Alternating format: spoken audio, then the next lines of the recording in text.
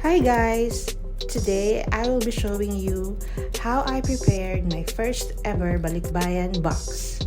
So first, cover each flap at the top with masking tape. So we need lots of masking tape for this preparation.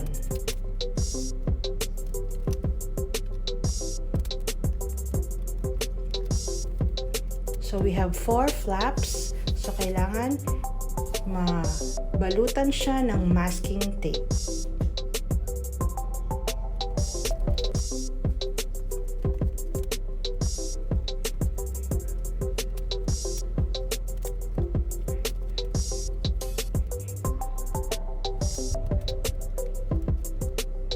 So we're done with the 4 flaps.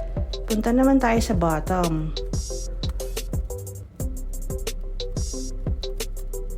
We should do the same sa bottom flaps. Cover it with masking tapes.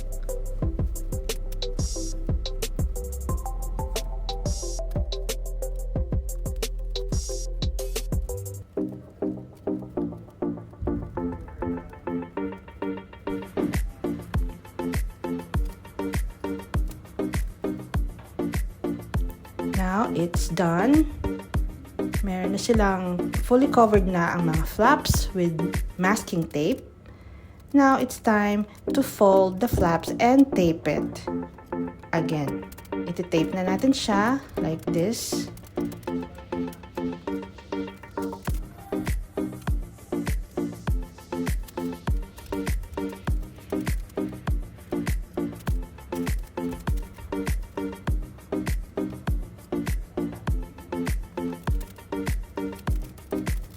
And then, we will keep on taping it on another angle. So, kailangan talaga siya secured na secured.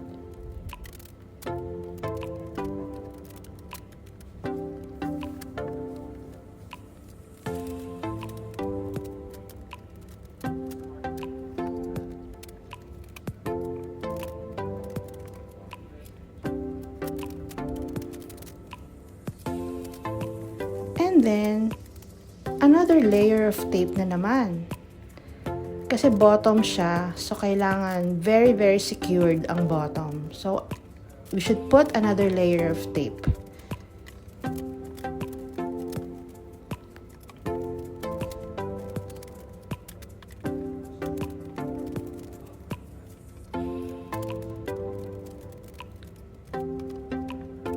So, I was using here clear tape.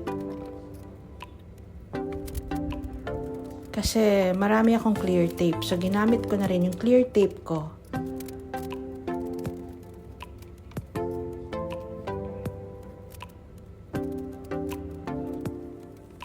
And then, we will put tape naman around the box. Yung sa sides ng box. Paikot.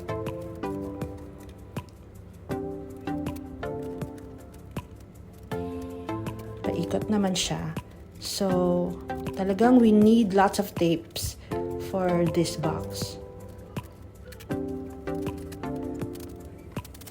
So, inabot na ako ng next day. So, the next day, I decided to layer the bottom some more.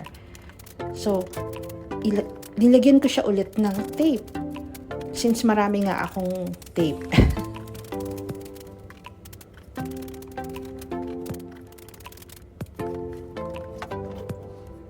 Now, it's done. Ito naman, here I am gathering the groceries. So, puro groceries ang laman ng aking first ever Balikbayan box. So, ang tawag sa box ko ay mega regular box. Yan yung size niya. So, first, hindi ko napakita, pero we need to put cardboard sa bottom. Para siyang padding sa bottom. And then, we will put the heaviest items at the bottom, like the rice and the canned goods.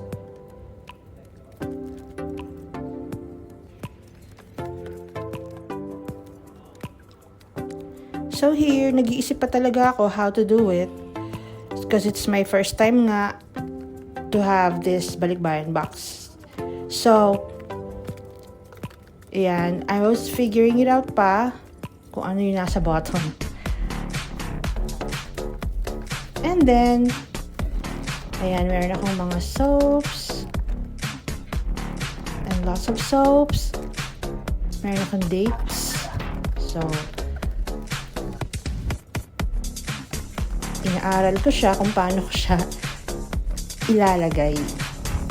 So, ayan. May mga few clothes, few shirts din ako.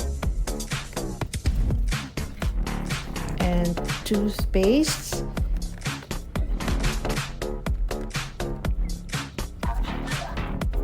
Some pasta. Some digestives.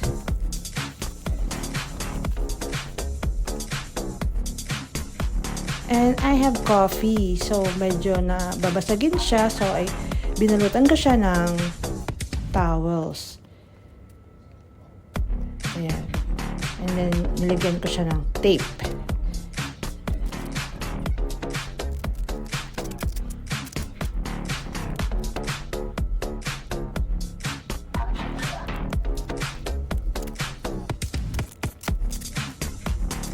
So, pag may mga babasagin, mas maganda, balutan siya ng mga clothes or towels like this.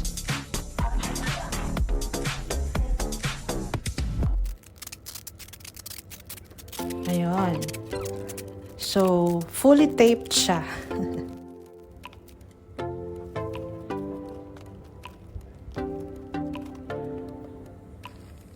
And here, meron akong salt. Plastic naman siya.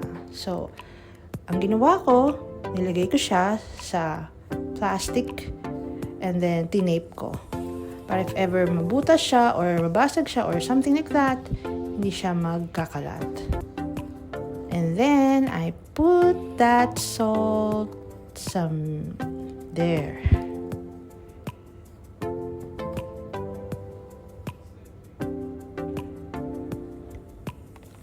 Pero nagbago pa rin. Kasi nga, I was figuring it out pa. Paano ba talaga sila aayusin? So, next, ito na yung mga magagaan na.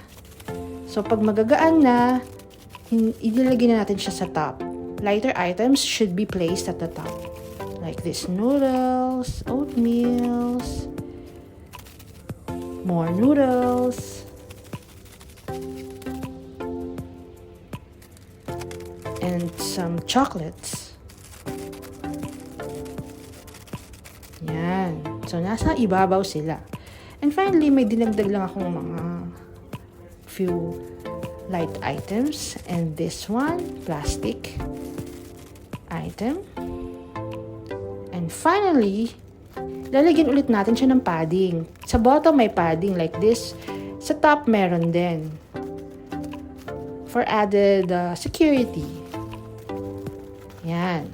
Nagyan siya ng cardboard as padding. And then we can close it na. So, ganito kung paano ko siya kinlose.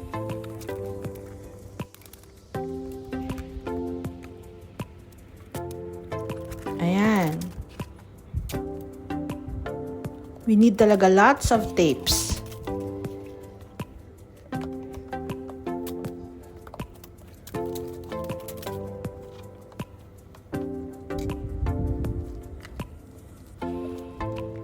Ayan. And then I close it na. And secure it with tape.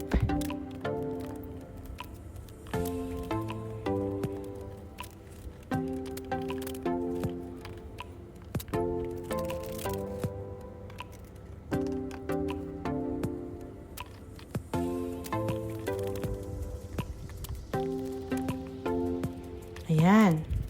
So, ganyan lang ang aking pag-close sa box.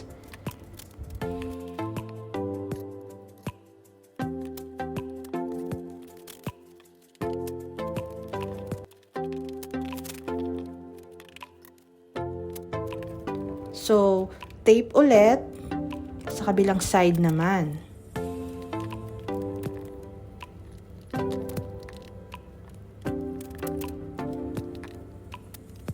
punuin natin siya ng tape.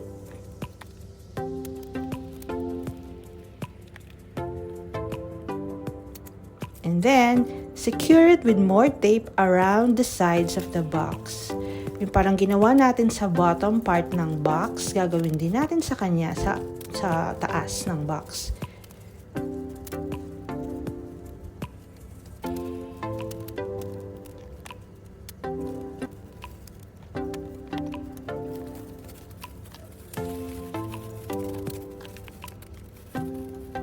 It's almost done!